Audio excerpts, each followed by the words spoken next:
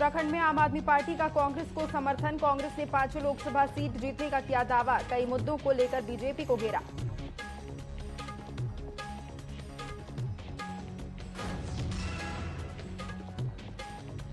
RPI अध्यक्ष रामदास अठावले ने की प्रेस वार्ता। कांग्रेस पर जमकर साधा निशाना। कहा, लोकतंत्र को एनडीए हिलेगी। कांग्रेस को अपनी पार्टी बचानी चाहिए।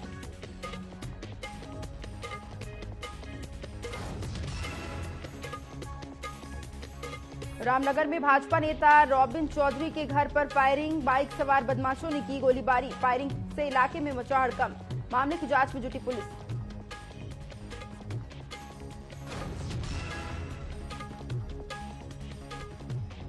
एक महीने मजार में छिपी रही साफिया मलिक पुलिस ने बरेली से किया गिरफ्तार। 2 दिन में जाने वाली थी विदेश।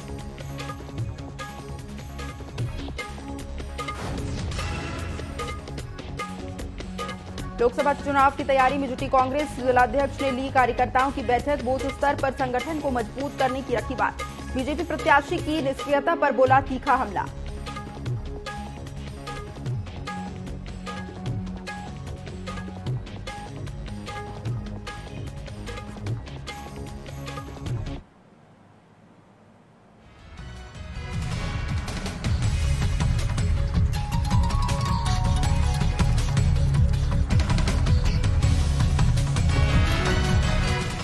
नमस्कार, न्यूज अपडेट में आपका स्वागत है। मैं हूं आपके साथ छाया। बुलेटिन की शुरुआत एक बड़ी खबर के साथ जो कि देहरादून से मिल रही है। तो देहरादून से बड़ी खबर आपको बता दें, जहां पर बीजेपी राष्ट्रीय अध्यक्ष जेपी नड्डा का उत्तराखंड दौरा आज। बड़ी खबर देहरादून से, बीजेपी राष्ट्रीय अध्यक्ष जेपी नड्डा का आज देहरादून उत्तराखंड दौरा। तो 2 दिवसीय उत्तराखंड के दौरे पर रहेंगे जेपी नड्डा। तो बड़ी खबर आपको बता रहे हैं, देहरादून से 2 दिवसीय उत्तराखंड के दौरे पर जेपी नड्डा रहेंगे और विकासनगर में चुनावी जनसभा को संबोधित भी करेंगे। वहीं दून में टिहरी लोकसभा क्षेत्र की कोर कमेटी की बैठक भी लेंगे। पिथौरागढ़ और विकासनगर में चुनावी जनसभा करने की जानकारी मिल रही है। बड़ी खबर आपको बता रहे, देहरादून से जनसभा को संबोधित भी जेपी नड्डा करेंगे। तो 5 अप्रैल को हरिद्वार में रोड शो भी करेंगे जेपी नड्डा। बड़ी खबर आपको बता रहे हैं देहरादून से। देहरादून में टिहरी लोकसभा क्षेत्र की कोर कमेटी की बैठक भी लेंगे।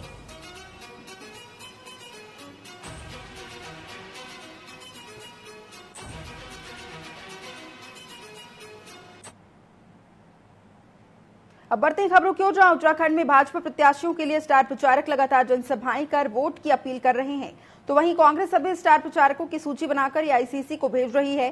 कांग्रेस अध्यक्ष करण माहरा ने कहा है कि हम दूसरे को गाली देने वाले नहीं बल्कि फल देने वाले स्टार प्रचारक को उत्तराखंड में लेकर आएंगे।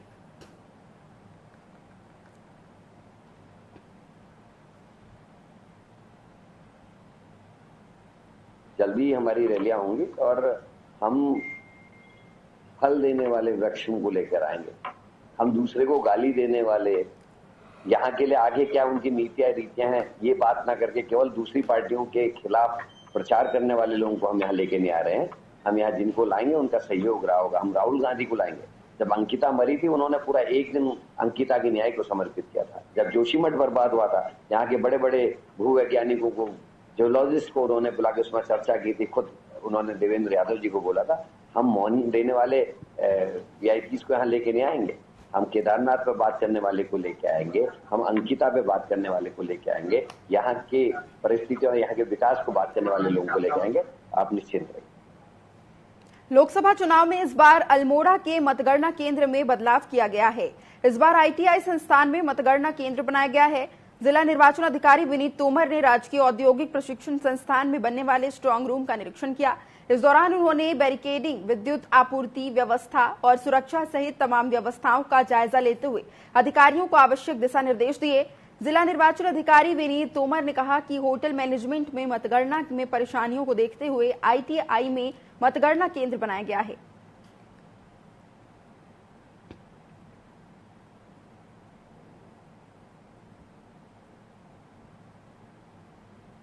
देखिए, आप लोग जानते ही हैं, जहां हमारा पहला काउंटिंग सेंटर रहता था वहां काफ़ी समस्याओं का सामना करना पड़ता था।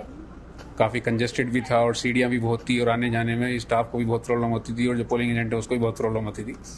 तो इस बार हमने ये आईटीआई की बिल्डिंग सेलेक्ट की है और यहाँ पे सिक्योरिटी की दृष्टि से भी और कंफर्ट की दृष्टि से भी ये बेटर लोकेशन है। यहाँ किसी प्रकार की दिक्कत किसी को भी नहीं होने देंगे, चाहे वो हमारा काउंटिंग स्टाफ रहे, चाहे वो पोलिंग एजेंट्स रहें, चाहे वो मीडिया के लोग रहें या और भी कोई चुनाव से संबंधित लोग रहेंगे, तो किसी को किसी तरह की समस्या भी नहीं होगी। और यहाँ पर हम लोग पर्याप्त व्यवस्था कर रहे हैं। जो हमारी काउंटिंग होगी, पोस्टल बैलेट काउंटिंग होगी, मीडिया सेंटर बनेगा, सभी की पर्याप्त व्यवस्था यहाँ रहेगी। चंपावत जिले में कांग्रेस में लोकसभा चुनाव की तैयारियां तेज कर दी हैं और बुधवार को लोहा घाट में कांग्रेस जिलाध्यक्ष की अध्यक्षता में बैठक हुई, जिसमें उन्होंने कार्यकर्ताओं से कमर कसने को कहा। साथ ही उन्होंने बूथ स्तर पर संगठन को मजबूत करने की बात कही। उन्होंने कहा कि लोग अब भाजपा की जुमलेबाजी को समझ गए हैं। लोग उनके शासन में महंगाई, बेरोजगारी और भ्रष्टाचार से तंग आ चुके हैं और अब विकल्प तलाश रहे हैं। उन्होंने कांग्रेस की अल्मोड़ा सीट जीतकर भाजपा को आईना दिखाने की बात कही है। साथ ही वह बीजेपी प्रत्याशी अजय टम्टा की निष्क्रियता पर तीखा हमला करते हुए नजर आए। उन्होंने कहा कि गोद लिए गांव का हाल आज बेहाल है, वहां की जनता उनकी शक्ल देखने के लिए तरस गई है। साथ ही उन्होंने पीएम मोदी के 400 पार के नारे पर भी तंज कसते हुए कहा कि कहीं ऐसा न हो कि बीजेपी गठबंधन 200 पर ही सिमट जाए।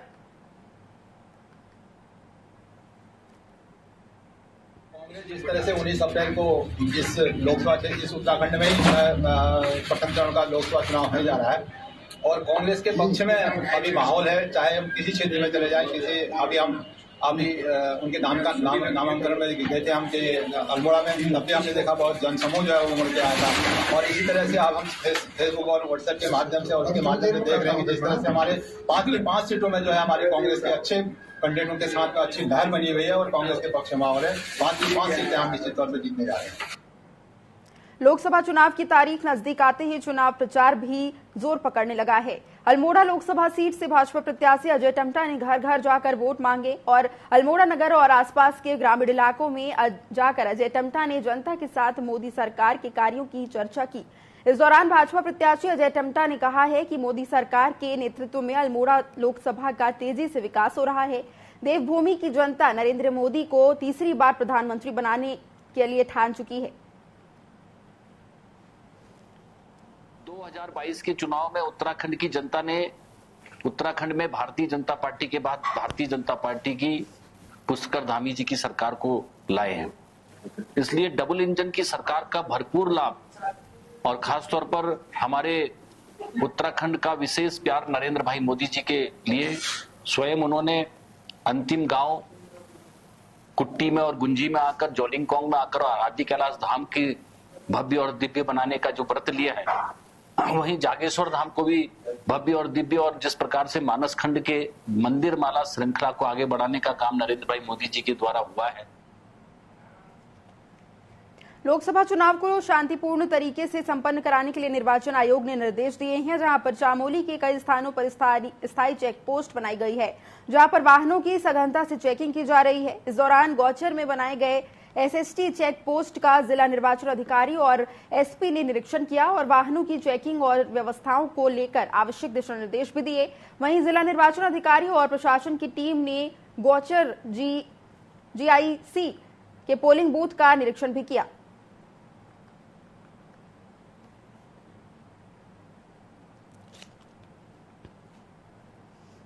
ये आगामी लोकसभा चुनाव के मद्देनजर यहाँ पे हमारी स्टैटिक टीम है, तो उसी की डीएम साहब के साथ एक भ्रमण हुआ है कि किस तरीके से यहाँ पे चेकिंग की जा रही है। तो तमाम चीज़ें देखी गई, किस तरीके से हमारे सीसीटीवी कैमरा जो है वो काम कर रहे हैं, प्रॉपर रिकॉर्ड मेंटेन किया जा रहा है कि जितनी गाड़ियाँ जनपद में आ रही है यहाँ से। तो इसी का एक निरीक्षण जो है, एक संयुक्त निरीक्षण डीएम साहब के साथ जो है यहाँ किया गया है। लोकसभा सामान्य निर्वाचन के अंतर्गत इसमें जो निर्वाचन आयोग के निर्देश हैं, उसमें जनपद में जगह जगह पर हमने स्थायी निगरानी दल जो स्टैटिक सर्वेलेंस टीम है उनकी स्थापना करी। तो ऐसे ही एक जो स्टैटिक बैरियर है गौचर, यहाँ पर हमने तो हमारा इंटर बॉर्डर भी है, वहाँ पर सीसीटीवी भी स्थापित किया। तो इसी क्रम में जो भी यहाँ व्यवस्थाएं की गई हैं चेकिंग की एसएसटी द्वारा, उसका निरीक्षण किया गया। जोशीमठ ब्लॉक के डूमक गांव के ग्रामीणों ने एक बार फिर अपने ही गांव में जन आक्रोश रैली निकाली। इस बार उनका आक्रोश सुगम सड़क सुविधा को लेकर है। उन्होंने नारा दिया, रोड नहीं तो वोट नहीं। बता दें कि ग्रामीण कई वर्षों से सड़क संबंधी समस्याओं से जूझ रहे हैं। यहाँ के ग्रामीण अपने अपने गांव में सिलसिलेवार विरोध प्रदर्शन भी कर चुके हैं, लेकिन आश्वासन के अलावा और कोई लाभ नहीं मिल पाया है। आक्रोश रैली में बड़ी संख्या में स्थानीय ग्रामीण मौजूद थे। स्थानीयों का कहना है कि ग्रामीणों में अपने गांव में कई महीनों तक धरना प्रदर्शन किया था। उस दौरान सरकार और प्रशासन की ओर से ग्रामीणों को आश्वासन दिया गया था कि डूमक गांव की सड़क संबंधी समस्याओं का जल्द ही समाधान किया जाएगा, लेकिन कई महीने बीत गए, आज तक कोई कार्रवाई नहीं हुई।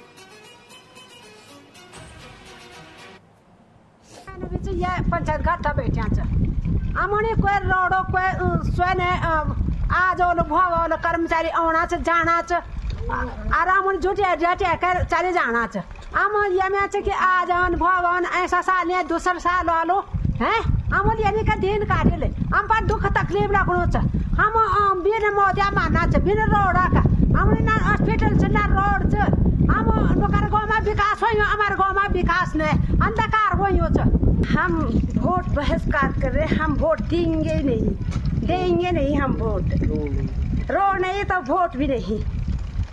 ये हम लोगों ने जो है जनवरी से बहुत लंबा आंदोलन चलाया था। सरकार ने हमारे साथ वायदा किया था कि तुरंत ही सड़क का निर्माण कार्य शुरू किया जाएगा, लेकिन आज तक सड़क निर्माण कार्य हुआ नहीं। मुख्यमंत्री के विशेष सचिव एक्शन PMGSY इन लोगों ने फोन करके 20 जनवरी को बता दिया था कि तुम्हारे लोकसभा चुनाव को लेकर पुलिस प्रशासन अलर्ट मोड पर है। पुलिस जगह जगह बैरियर लगाकर चेकिंग अभियान चला रही है। बुधवार को सूचना मिलने पर आबकारी और राजस्व विभाग की संयुक्त टीम ने पुरोला के बलबीर सिंह के पास से 26 लाख रुपए बरामद किए हैं। पूछताछ करने पर बलबीर ने संतोषजनक जवाब नहीं दिया। ऐसे में पैसों को जब्त कर लिया गया। आयकर विभाग की टीम ने आगे की कार्रवाई में जुट गई है।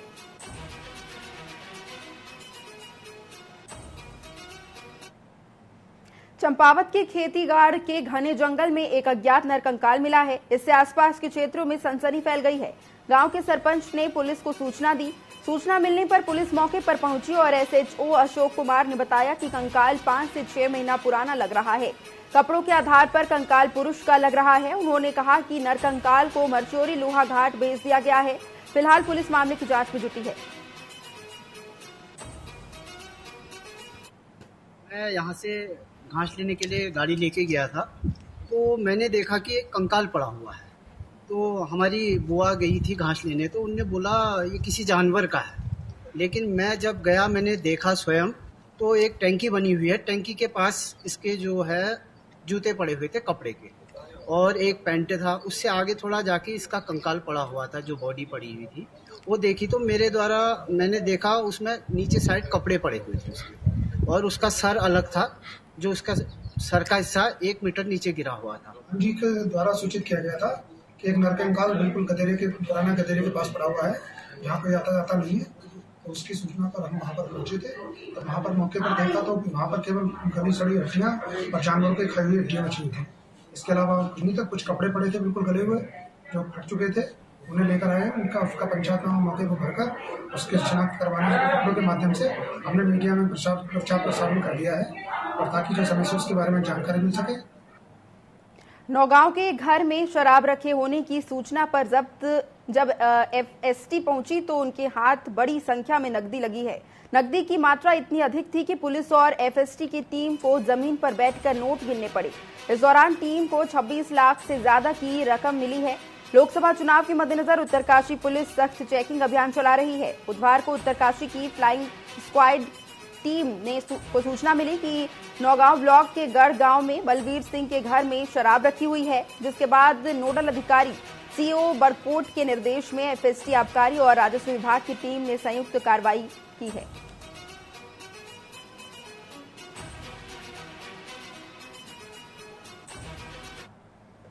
श्रीनगर मेडिकल कॉलेज के बेस अस्पताल में चिकित्सा अधीक्षक कार्यालय के बाहर बरामदे में शॉर्ट सर्किट होने से आग लग गई है।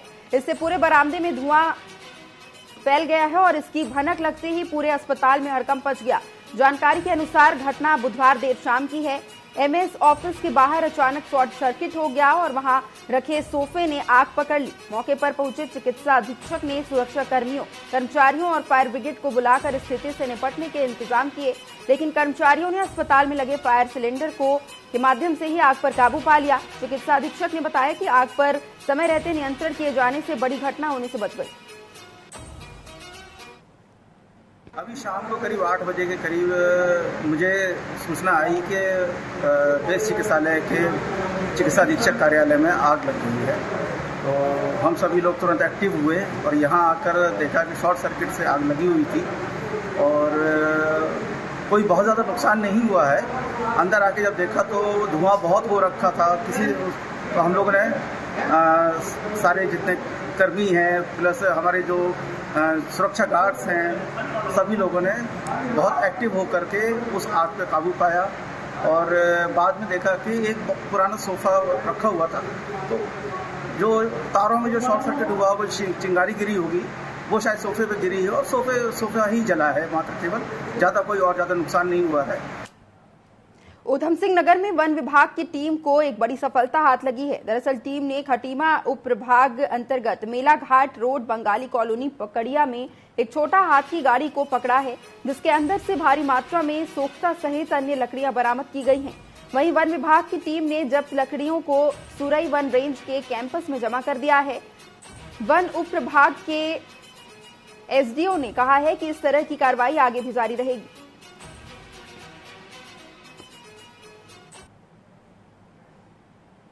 हमारी झंडरिया मार्ग पर ही बंगाली कॉलोनी के समीप एक छोटा हाथी पकड़ा गया है, खुली ट्रॉली, जिसमें मिश्रित सोख्ता भरा हुआ था और इसमें साल और सना की भी अलग अलग प्रजातियों की लकड़ी वगैरह इत्यादि वगैरह वहाँ पर पाई गई है, जिसको हमारे द्वारा कब्जे में ले लिया गया है। और इसे पकड़ने में हमारे जो नवनियुक्त वनारक्षी हैं उनका भी काफ़ी योगदान रहा। उनके द्वारा ये धरपकड़ में पूर्ण सहयोग किया गया और आगे भी इस प्रकार की कार्रवाई विभाग के द्वारा चलती रहेगी। उत्तराखंड के नैनीताल में पर्यटन सीजन शुरू हो चुका है और लिहाजा पर्यटकों का आने का सिलसिला भी लगातार जारी है। उधर दूसरी तरफ पुलिस ने भी पर्यटकों को परेशानी ना हो इसके लिए यातायात की सुचारू व्यवस्था किए जाने को लेकर हल्द्वानी से नैनीताल तक सभी थाना चौकियों और यातायात पुलिस को विशेष एहतियात बरतने के निर्देश दिए हैं। इसके अलावा लोकसभा चुनाव के मद्देनजर लगातार हो रही चेकिंग और अन्य गतिविधियों में पर्यटकों को ज्यादा परेशानी ना हो इसके लिए भी पुलिस अधिकारियों को दिशा निर्देश जारी कर दिए गए हैं। देखिए, टूरिस्ट सीज़न शुरू हो गया है। पिछले 2 वीक से लगभग अच्छा खासा टूरिस्ट फ्लो में देखा है और चुनाव भी चल रहा है। तो सबसे पहले तो हम ये कोशिश कर रहे हैं कि जो चेकिंग फ्रेश जहाँ पे भी हो रही है वहाँ टूरिस्ट को ज़्यादा असुविधा नहीं हो, इसके लिए हमने निर्देश दिए गए हैं। साथ ही एक्स्ट्रा जो फोर्स है उसकी तैनाती भी हमने टूरिस्ट स्पॉट पे की है और जो हमारे CPO की और ट्रैफिक की जो टीम है वो भी इसमें लगी हुई है। जल्दी हम जो है जैसे ही चुनाव संपादित होते हैं उसके बाद में जो है और भी जो है फोर्स है उसको टूरिस्ट सीजन के लिए डिप्लॉय करें। उत्तराखंड माध्यमिक शिक्षा बोर्ड ने छात्रों के शैक्षिक समय का सदुपयोग करते हुए 10वीं कक्षा के परिणाम की प्रतीक्षा किए बिना 11वीं कक्षा में प्रवेश के लिए एक पहल शुरू की है। इस विषय पर हरिद्वार के मुख्य शिक्षा अधिकारी ने बताया है कि परीक्षा का परिणाम आने से पहले छात्रों को 11वीं कक्षा में अस्थायी रूप से दाखिल किया जाएगा और परीक्षा से पास होने के बाद उनके दाखिले को स्थायी कर दिया जाएगा।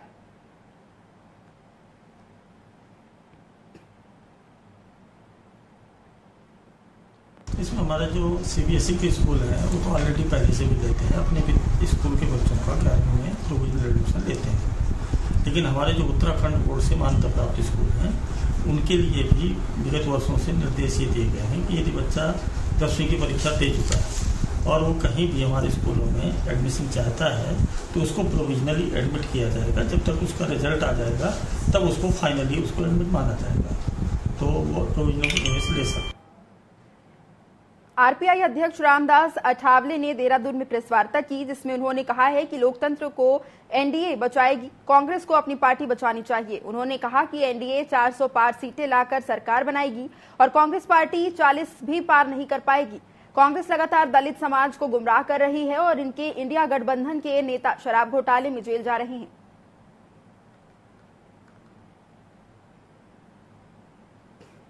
और इंडिया आघाड़ी में मतलब वैसी एकता नहीं, वहाँ ममता बनर्जी ने अलग कैंडिडेट पंजाब अपने बंगाल में खड़े किए है, वहाँ कांग्रेस को कम्युनिस्टों को भी सीट नहीं दी है। और इसी तरह मतलब इंडिया आघाड़ी में कुछ इतना कुछ ताकत नहीं। हमारे महाराष्ट्र में इंडिया आघाड़ी में मतलब कोई तालमेल नहीं है और 48 में से 48 सीटें जीतेगी, ऐसा हमें पूरा विश्वास है। और पूरे देश भर में तो 400 से ज्यादा सीटें हम जीतेंगे। उत्तराखंड के हरिद्वार में लोकसभा चुनाव के बीच कांग्रेस को बड़ा झटका मिला है। पूर्व सीएम हरीश रावत के 3 करीबी नेताओं ने कांग्रेस छोड़कर अपने सैकड़ों समर्थकों के साथ भाजपा का दामन थाम लिया है। भाजपा ज्वाइन करने वाले नेताओं में संजय महंत, पुरुषोत्तम शर्मा और राजेश रस्तोगी शामिल हैं। प्रदेश अध्यक्ष महेंद्र भट्ट और लोकसभा प्रत्याशी त्रिवेंद्र सिंह रावत ने सभी नेताओं को भाजपा ज्वाइन कराई है। सभी नेताओं ने भाजपा ज्वाइन करने के बाद हरीश रावत पर परिवारवाद का आरोप लगाया और वीरेंद्र रावत को लोकसभा प्रत्याशी बनाए जाने पर नाराजगी भी व्यक्त की।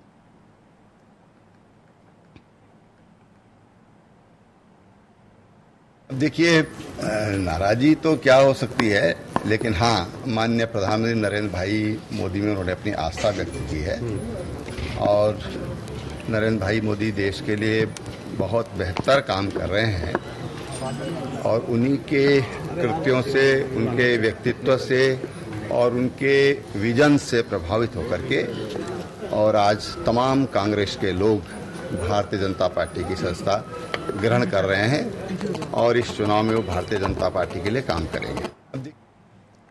न्यूज अपडेट में फिलहाल के लिए इतना ही। बने रहें टीवी 24 के साथ। नमस्कार।